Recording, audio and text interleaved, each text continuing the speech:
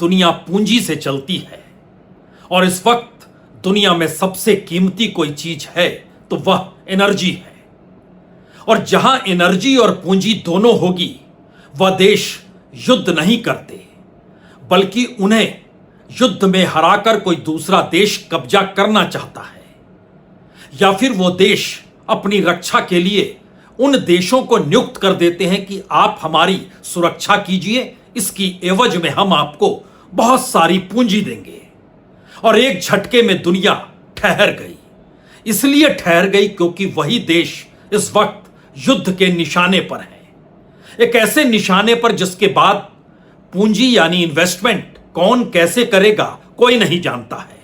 Energy का आवागमन यानी तेल का आवागमन, उसके साथ प्राकृतिक गैस और उसके बाद फर्टिलाइजर, ये परिस्थितियां कैसे दुनिया में संकट पैदा करेगी अभी तक कोई जानता नहीं है। क्योंकि एक सवाल शुरू से ही शुरू हुआ कि दरअसल ईरान के पास दुनिया में सबसे ज्यादा तेल उसी के पास है, लगभग 208 बिलियन बैरल ऑयल उसके पास है।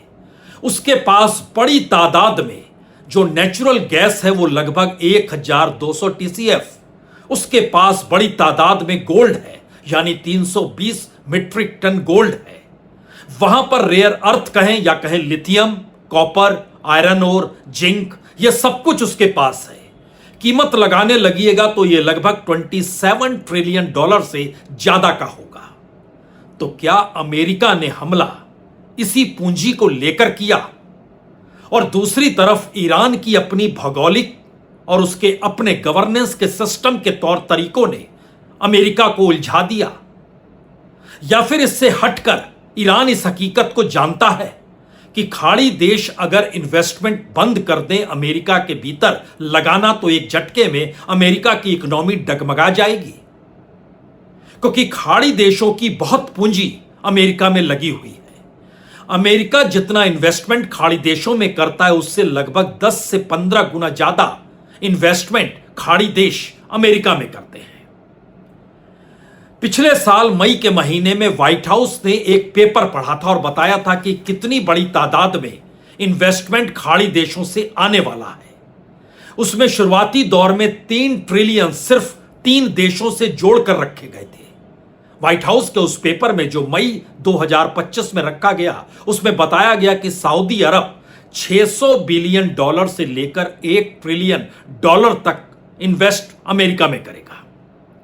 यूनाइटेड अरब अमीरात लगभग 200 बिलियन से लेकर 1 trillion 1.4 trillion dollar investment America में करेगा। Qatar 1.2 trillion dollar investment America में करेगा। ये सभी इन्वेस्टमेंट एनर्जी को लेकर होंगे, डिफेंस को लेकर होंगे, टेक्नोलॉजी या कहें आर्टिफिशियल इंटेलिजेंस को लेकर होंगे। अमेरिका का इन्वेस्टमेंट इतना नहीं है और इन जनरल अभी खाड़ी देशों का इन्वेस्टमेंट 2 ट्रिलियन से ज्यादा तो अमेरिका में यूं भी है।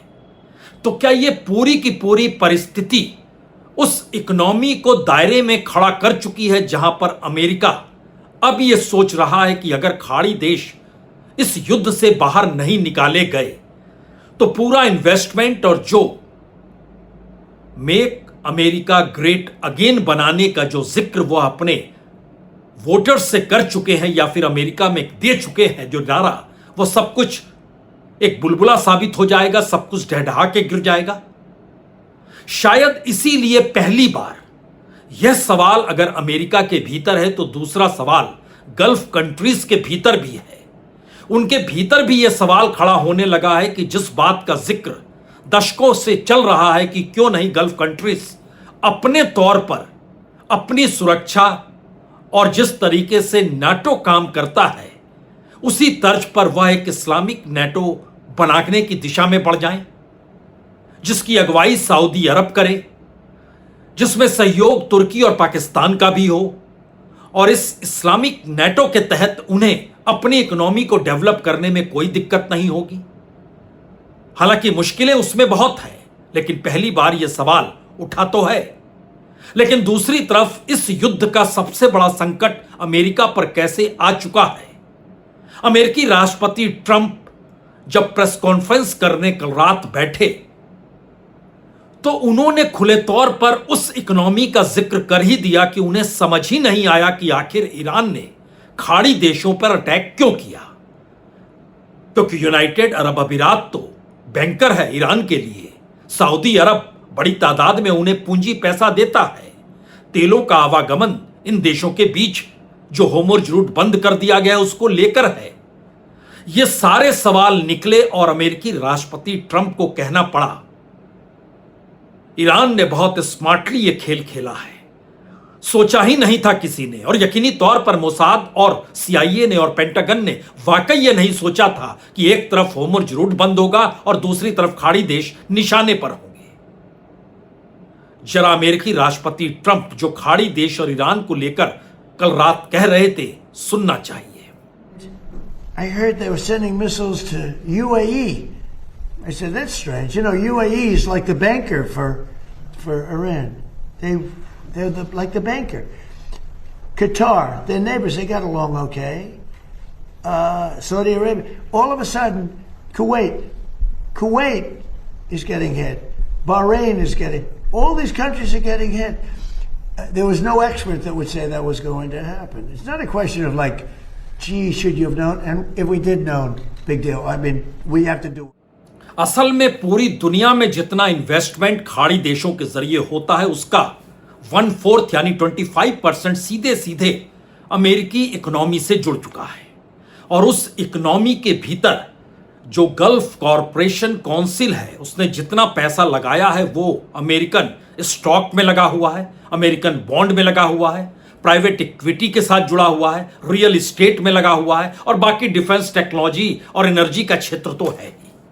लेकिन अगला सवाल यह है कि अगर अप्रैल के महीने तक यह युद्ध चलता रह गया तो इसको लेकर दुनिया भर के इकोनॉमिस्ट अब यह कहने से चूक नहीं रहे हैं कि दरअसल जीडीपी खाड़ी देशों की गिर जाएगी और इसके बाद उनके सामने संकट उस इन्वेस्टमेंट का होगा जो दुनिया के दूसरे देश सोचते रहे और अमेरिका जो सोच रहा है और ट्रंप जो कल रात कह गए। कतर और कुवैत की जीडीपी 14% तक गिर जाएगी अगर अप्रैल के महीने तक यह युद्ध चलता रह गया तो। यूनाइटेड अरब अमीरात की जीडीपी 5% गिर जाएगी, सबसे कम गिरेगी तो सऊदी की गिरेगी जो सिर्फ 3% गिरेगी। लेकिन इस पूरी प्रक्रिया में जो 90s में इराक वार हुआ था उससे ज्यादा भयावह स्थिति खाड़ी देशों के भीतर इस दौर में आकर खड़ी हो जाएगी। इस दौर में $20 बिलियन का नुकसान हो चुका है सिर्फ और सिर्फ तेल को लेकर इन खाड़ी देशों के सामने। और शायद यही वजह है कि अब खाड़ी देशों के भीतर इस्लामी नेटो का सपना भी पनपने लगा है। पहले से इस बात का जिक्र होता था लेकिन पहली बार सोशल मीडिया के जरिए दुनिया के सामने कतर के पूर्व प्रधानमंत्री जसीम बिन अल थानी ने यह लिखा कि गल्फ सहयोग परिषद आपसी मतभेद को भुला दे और वो नए तरीके से सैन्य और सुरक्षा का गठबंधन बना ले, अन्यथा युद्ध तो चल रहा है और युद्ध खत्म भी हो जाएगा लेकिन बावजूद इसके उनकी अपनी अर्थव्यवस्था पूरे तरीके से दुनिया के दूसरे देशों पर निर्भर ही रहेगी।